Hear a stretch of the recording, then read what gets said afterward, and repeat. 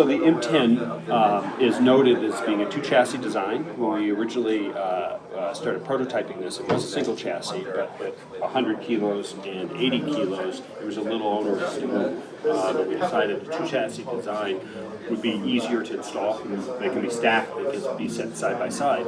We affectionately call this unit with a blank display, we call this the PSU, or power supply, and we call the second unit the analog unit.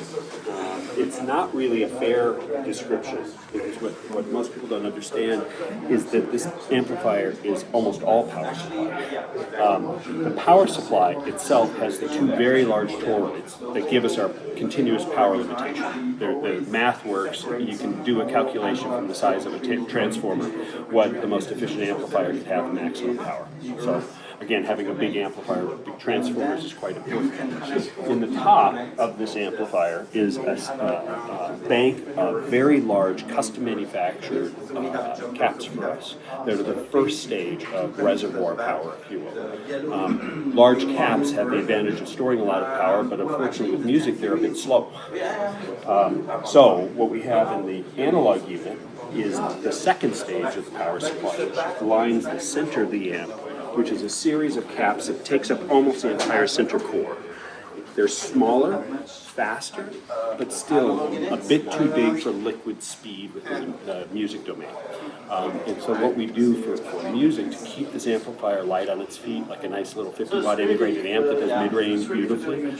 In the case of the M10s, we have small caps right next to the output devices that are liquid fast. Why do we go to this much trouble to make a three-stage power supply? We want the speed, we want the liquidity, we don't want to give up any of that resolution. The problem with small caps, while they do some things really well, they run out of power rather quickly. Then you end up relying on the transformer to deliver power. This is a big problem. You're sitting at either 50 hertz or 60 hertz. That starts smearing time domain, especially critical in the human voice range. When you start looking at the doubling, if you're taking 60 hertz in the US to 120, 240, etc., you're covering the most critical range in music. We want to stay off the transformer, but it's an amplifier. We're physics on Earth. We have to follow the rules, if you will. And so that's a little bit about the M10. We haven't spoken a lot about that in the past, other than pointing out it's so big, it's two boxes, but why? Time domain and sheer power. The L10, which we have over here, the L10 is also a two-chassis design. It can be expanded to a true mono 4-box, same as the M10s that we're using here. We're running them a mono, so it's actually 4 chassis for stereo in this case. L10 can do the same. It has more power reservoir than most very expensive high-end stereo amplifiers. It is a pre-amplifier, operative your amplifier. Happens to operate in Class A1, so it's very stable, and we're operating off of the storage caps, which gives us great isolation from the root. It's part of the secret to the noise floor. The gain structure is also extremely unique.